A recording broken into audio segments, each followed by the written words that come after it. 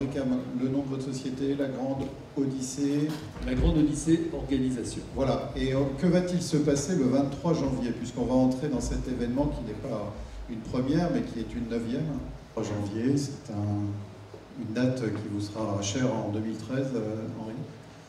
Eh bien, ce sera l'arrivée de la 9e édition de la Grande Odyssée Savoie-Mont-Blanc. Mais comme je suppose, d'une part, vous êtes un peu endormis en cette fin de journée, et que peut-être vous ne connaissez pas tous ce qu'est la Grande Odyssée, je vous suggère de regarder ce petit clip de 2 minutes qui devrait à la fois vous réveiller et vous apporter quelques informations sur le sujet. Alors, un musher, c'est le conducteur du traîneau. Il faut réviser vos fiches, cher ami, avant de m'inviter tout de même. Vous ne pouvez pas parler français. Alors, deuxième erreur, c'est l'origine du mot musher, c'est marcher. Quand les premiers Français sont arrivés au Québec et qu'ils ont utilisé des chiens de traîneau pour se déplacer, ils donnaient des ordres pour faire avancer les chiens qui étaient marcher. Et avec l'accent et avec la déformation, c'est devenu mocher. Et en fait, le mot qui est maintenant le mushing, le musher, qui est un mot international, a sa racine dans la langue française. Est-ce que c'est un événement qui est couvert par TV8 Mont-Blanc, Didier? TV8 Mont-Blanc est le premier partenaire historique de la Grande Odyssée Savoie-Mont-Blanc, qui est né en 2005. En janvier prochain, ce sera déjà la 9e édition. Et voilà, donc TV8 était là au premier jour, le sera, je l'espère, même le dernier. Et alors depuis, d'autres grandes chaînes rediffusent cet événement. Donc voilà, vous l'avez compris, c'est une course de chiens de traîneau qui se passe entre la Haute-Savoie et la Savoie. Nous parcourrons 1000 km en 11 jours. Je l'ai créé donc en 2005 avec Nicolas Vanier. Il y a 11 étapes. Vous êtes peut-être des montagnards. À la fin des 1000 km, les mushers et leur attelage auront parcouru 25 000 mètres de dénivelé positif cumulé, ce qui représente 6 à 7 fois l'ascension entre Chamonix et le sommet du Mont Blanc. Et puis c'est devenu un événement populaire. On a reçu à peu près 80 000 spectateurs en cumulé sur les 11 étapes l'année dernière, ce qui en a fait le deuxième événement de l'hiver dans les Alpes. On a reçu 180 journalistes et on a, je pense, encore un avenir assez important devant nous. Alors jusqu'en l'an 2000, vous étiez un homme de télécom, puisque vous êtes de cette filière ingénieur, vous êtes un créateur d'entreprise, vous avez continué, après avoir vendu votre entreprise, vous avez continué dans l'entrepreneuriat en créant cette société d'événementiel. Il y en a peut-être d'autres qui se cachent, parce qu'on est un sérieux entrepreneur ou on ne l'est pas. Aujourd'hui, cette grande odyssée, de quoi a-t-elle besoin, justement, dans ce rapport au digital, à la couverture numérique? Depuis 9 ans, on devine aussi que vos besoins ont évolué. Et vers quoi vont-ils? Alors, effectivement, comme vous le rappeliez, ce que j'ai entendu tout à l'heure m'a rappelé ce que j'ai vécu pendant quelques années, parce que c'est complètement le hasard, ça n'a rien à voir avec ma venue là. Mais effectivement, je suis ingénieur. J'ai créé une société dans les télécommunications qui a duré 18 ans, qui a été une success story. Et la liaison avec ça, c'est que finalement, je suis devenu partenaire de grands événements lorsque j'étais patron de boîte, pour faire simple. J'ai été le partenaire d'un certain nombre d'événements. J'ai croisé les chiens de traîneau lorsque Nicolas Vanier est venu me voir en 98.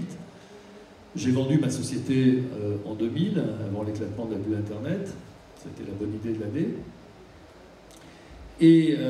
Et ensuite, voilà, j'ai, pour des tas de raisons, recréé un événement, puis effectivement d'autres.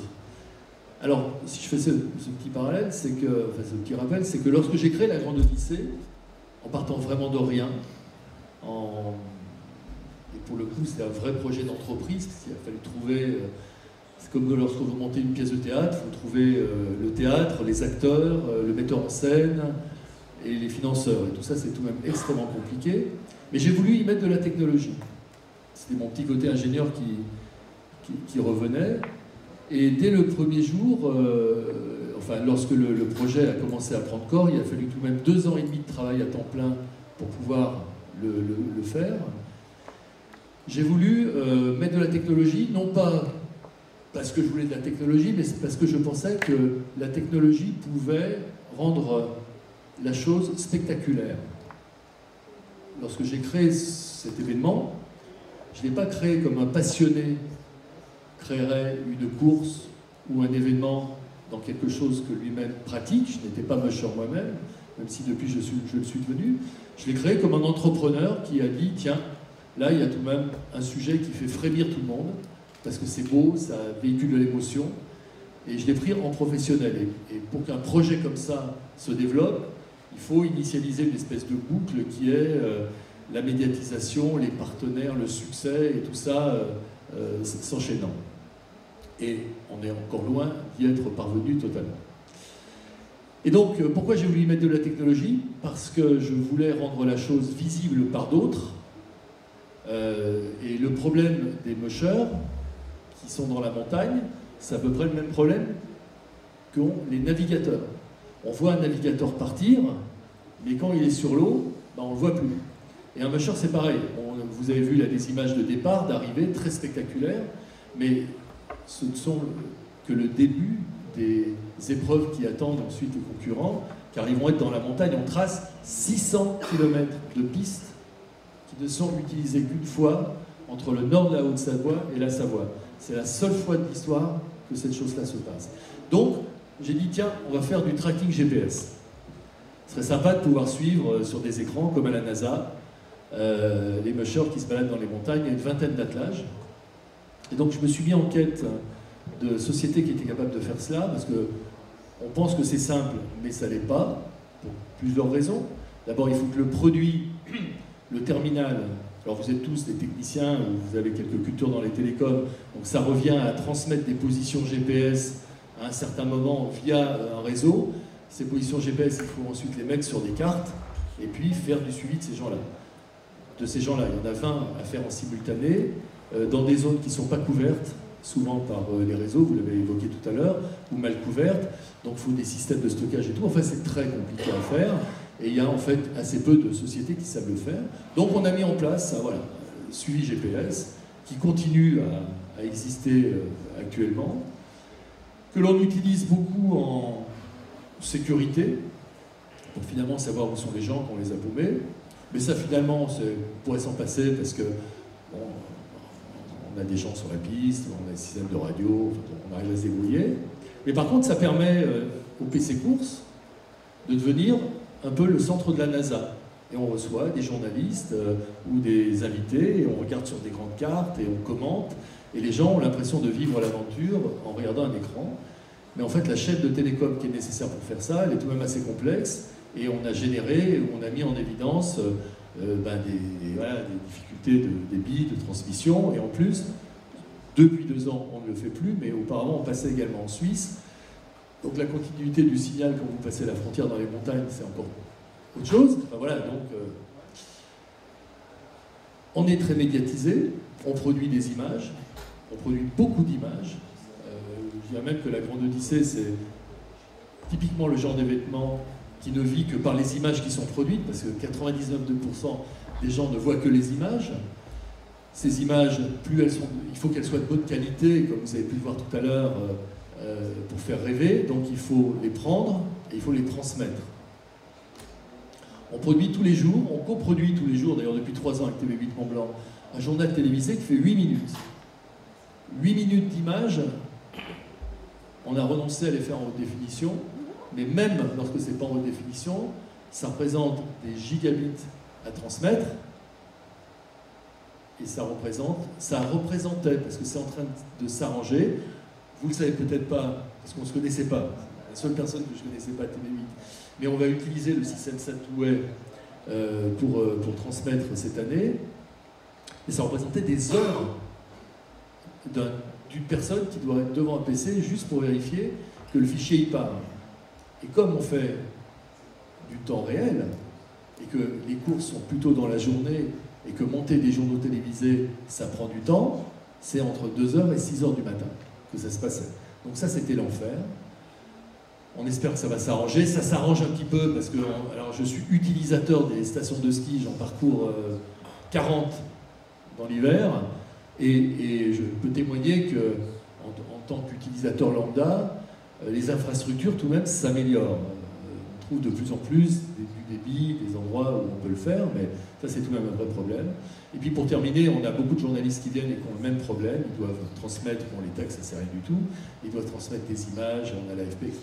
Donc on est quelque part utilisateur de moyens de télécom, je dirais même également qu'on est un fabuleux moyen pour démontrer des savoir-faire en matière de télécom. Que ce soit en transmission, que ce soit en compression, que ce soit en usage de terminaux spécifiques. On a noué dans le passé quelques partenariats avec des opérateurs téléphoniques, je ne sais pas s'il en reste encore ici dans la salle, mais on n'en a plus pour l'instant et j'ai des tas d'idées pour démontrer cela. Parce que tout ça, en plus, ce sont des moyens qui nous sont très utiles, mais qui coûtent beaucoup d'argent et on n'a pas d'argent. Donc il faut qu'on arrive à chaque fois à réaliser une espèce de quadrature du cercle en offrant la possibilité de démontrer des choses. 180 journalistes qui passent, des équipes de télé, de France 2, TF1, France Télévisions, etc., et qui verront ces beaux équipements de TV8 Mont-Blanc, je pense que ce sera bon pour TV8 Mont-Blanc. Donc voilà, c'est ça qu'on fait. Ce qu'on comprend, c'est que vous êtes un événement dans des situations un peu extrêmes et que c'est l'occasion pour des partenaires, des industriels, disons au sens large, de venir tester, d'éprouver ou de mettre en application des... Non, j'aurais pas la vanité de dire qu'on va tester, parce que les industriels, ils sont sérieux, ils vont déjà faire des tests très élaborés, très aboutis dans d'autres circonstances. On est juste le moyen de le montrer. Voilà, de faire des faux tests. Parce qu'on va prétendre à faire des vrais tests, mais on est une belle plateforme de démonstration, ludique, que plein de gens regardent avec sympathie, et ils disent, tiens, c'est sympa, comment vous faites? Ah ben voilà, on fait comme ça. Par exemple, la première société que nous avons introduite, enfin que nous avons fait travailler en grande partie en partenariat, donc qui avait accepté d'investir avec nous sur le système de suivi GPS, est devenue la société leader pour le tracking des dameuses. Parce que finalement, la problématique du suivi des dameuses dans les champs de neige l'hiver, sur les stations de ski, est exactement la même.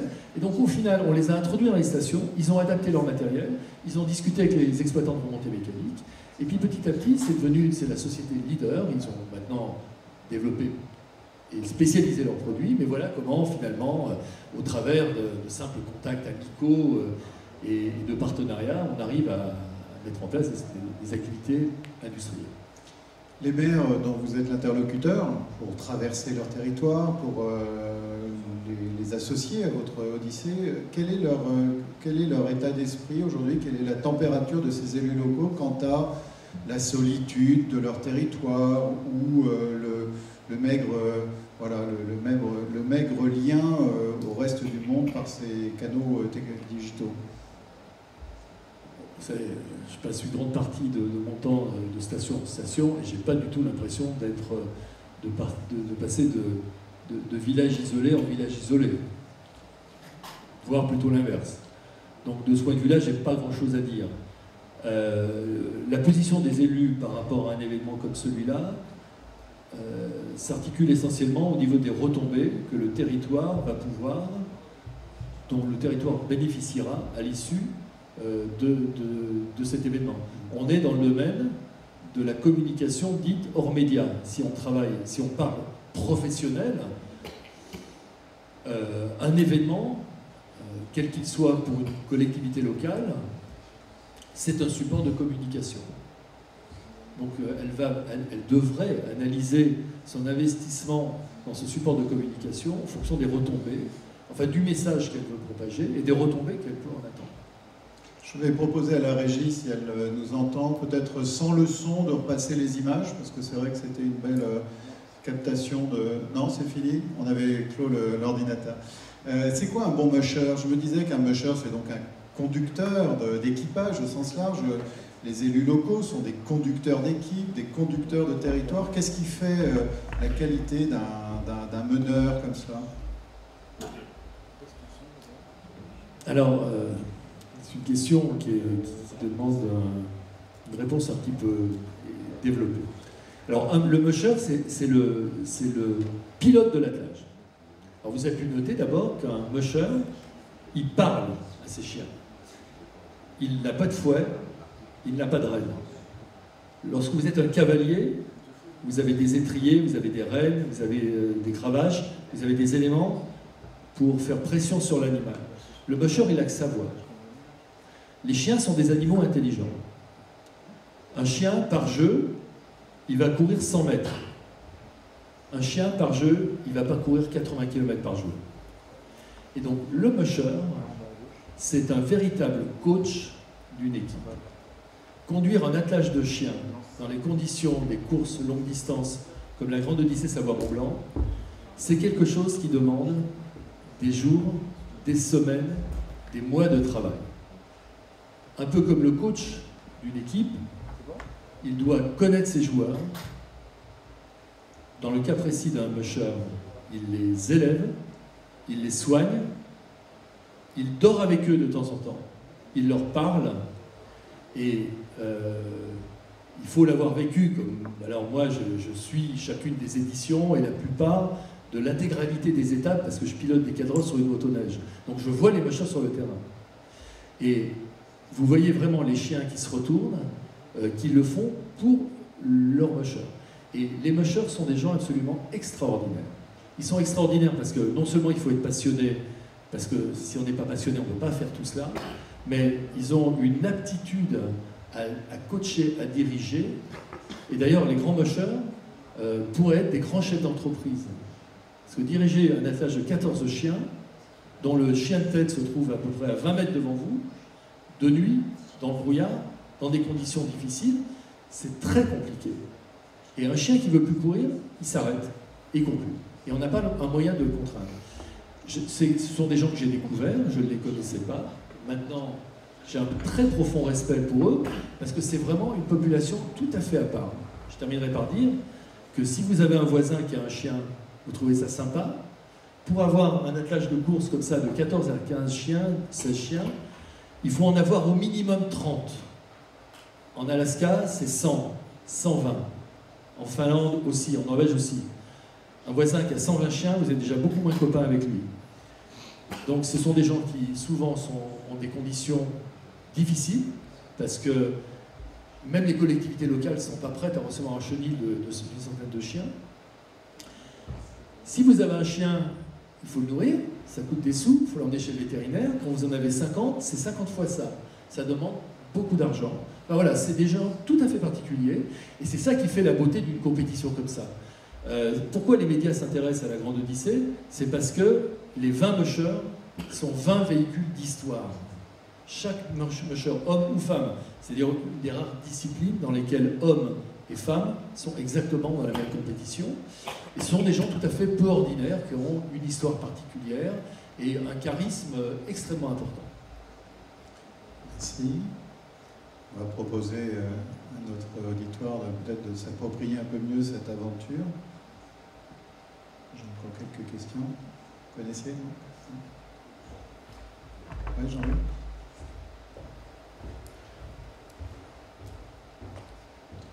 Oui, moi je souhaite intervenir pour te dire merci, puisque l'année dernière tu m'as invité sur 2 étapes et j'ai découvert un événement qui est purement et simplement incroyable. Quelle que soit la qualité des images qui sont présentées là, on a une petite idée de ce qui se passe sur le terrain, mais c'est vrai que c'est très impressionnant de voir les coulisses aussi. Et ce que tu m'as fait partager, j'ai essayé aussi de le restituer sur mon site internet à travers une dizaine de reportages et d'interviews. Sur mon site internet aujourd'hui, il y a plus de 600 vidéos, et une des vidéos qui cartonne le plus au niveau mondial, c'est Aurélie Levieux, une de tes vétérinaires que j'ai interviewée lors d'un contrôle antidopage au milieu de la forêt, comme ça. Et je vous invite à aller sur le site de la Grande Odyssée et éventuellement sur le mien. Alors c'est vrai qu'en tant que journaliste, j'ai souffert, entre guillemets, du manque de débit, et que j'ai eu beaucoup de problèmes pour mettre en direct, en temps réel, mes reportages, et que bien souvent, c'était seulement le soir à l'hôtel ou le lendemain, alors que j'aurais voulu les mettre en ligne le soir même. Alors toutes les coulisses sur le plan technique, c'est dommage, on n'a pas une photo de sa salle de presse et de sa salle de technologie, mais c'est la salle du Tour de France. Hein. Je connais les 2 événements, c'est de la même échelle. Voilà. Donc je voulais te dire merci, et je voulais aussi te dire merci, puisque C'est moi qui ai proposé à Serge et à Sébastien de t'inviter, parce qu'un événement ici consacré au débit dans la montagne. Moi, le premier, j'avais envie de savoir comment tu vivais le haut débit. Bien, merci. Maintenant, je pense que ce que j'ai dit là, c'est valable pour tous les événements. C'est-à-dire tous les événements, on transmet des images, on des journalistes, enfin voilà. Je pense que les télécoms pour les événements, c'est très important parce que c'est ce que vont utiliser les médias, etc., etc. En tout cas, merci pour ces mots, ça fait toujours chaud au cœur. La caméra embarquée sur un de ces équipages, c'est envisageable, comme sur la Formule 1. Vous savez, d'habitude, on me demande toujours combien coûte une édition. Comme on ne me l'a pas demandé, je vais vous le dire, ça coûte 1 million d'euros une édition. Donc déjà, trouver 1 million d'euros, je peux vous dire que, je dis souvent en rigolant, que si je m'étais démené autant que je me démène maintenant dans ma vie d'avant, où j'avais 160 ingénieurs en recherche et développement, je m'appellerais Bill Gates. Parce que trouver de l'argent, c'est d'une manière générale difficile, mais pour des événements en plus atypiques comme celui-là, je peux vous garantir que c'est très difficile. Alors voilà, moi, vous me donnez 2 millions d'euros et je vous mets une régie mobile avec 3 hélicos, je vous fais des directs sur France 2, sur TV8 Mont-Blanc, enfin, après, tout est possible. Trouvez juste les moyens de les financer. Où est basé ce QG là, que vous évoquiez, qu'on évoquait ensemble? Il est mobile. Ouais. Le PC Course se déplace de station en station parce qu'on le met en scène. En réalité, il pourrait être à Peter-Ruschneck, il pourrait être n'importe où. C'est un camion alors? Pas du tout.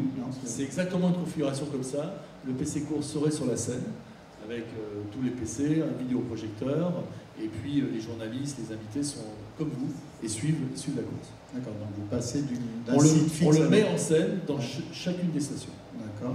C'est un élément de mise en scène. J'ai une dernière. Oui.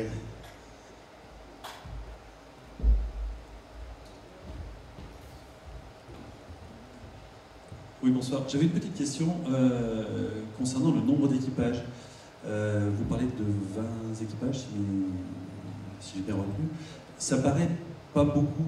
Est-ce que c'est un nombre qui va évoluer avec, qui a évolué depuis les différentes éditions, ou c'est quelque chose qui va rester fixe sur les prochaines? Alors, il y en avait 20 en 2005, il y en aura 20 en 2014 pour le 10e anniversaire, et je pense qu'il y en aura toujours 20. Le chiffre 20, on l'a fixé. Alors, il y a deux raisons, pour faire très court. D'abord, il y a très peu de mushers dans le monde qui sont capables de courir la Grande Odyssée. Très peu. Dans le monde, j'en connais 40, 50. Et je vais du Kamtchatka à Ushuaïa, en passant par le Japon, la Russie, la Sibérie.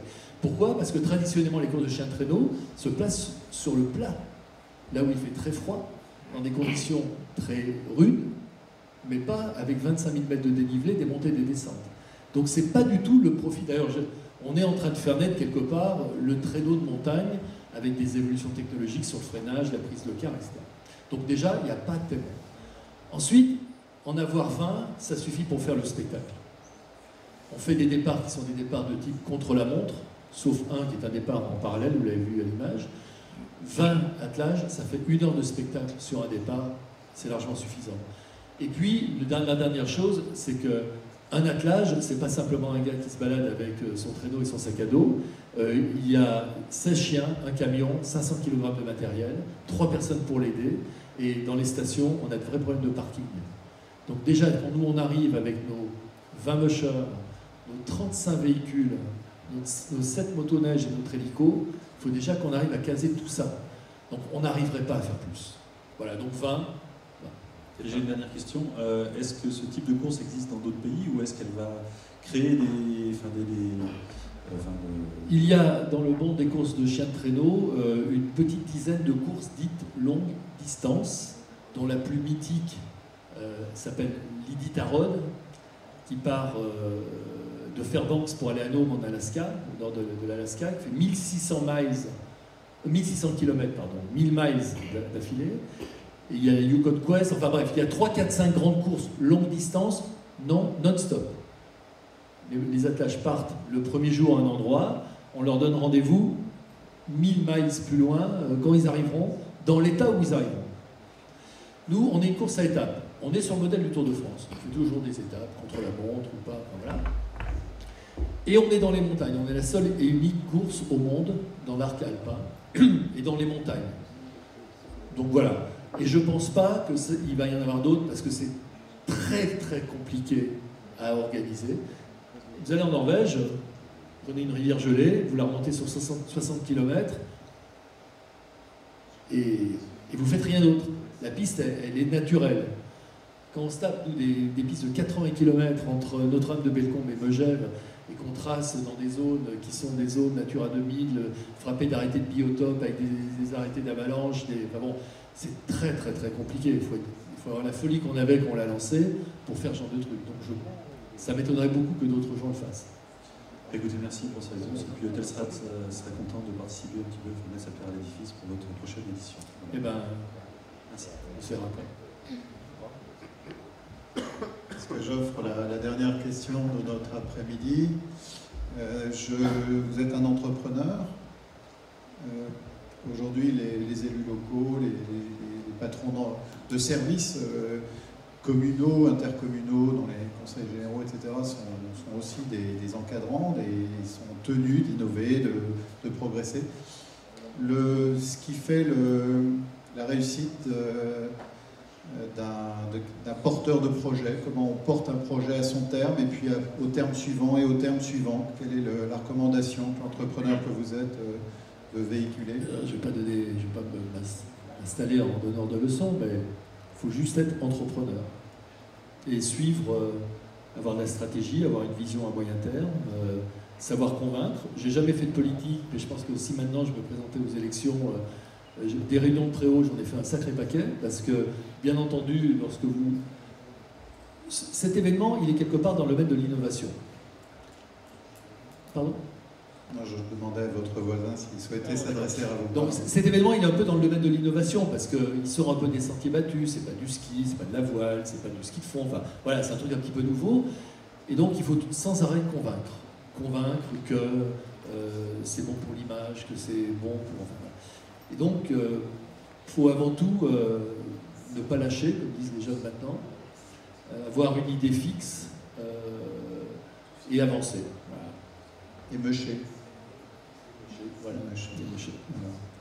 Voilà. Didier et Henri, merci d'avoir clôturé cet après-midi. Tout est bien pour vous? Merci à vous. Voilà.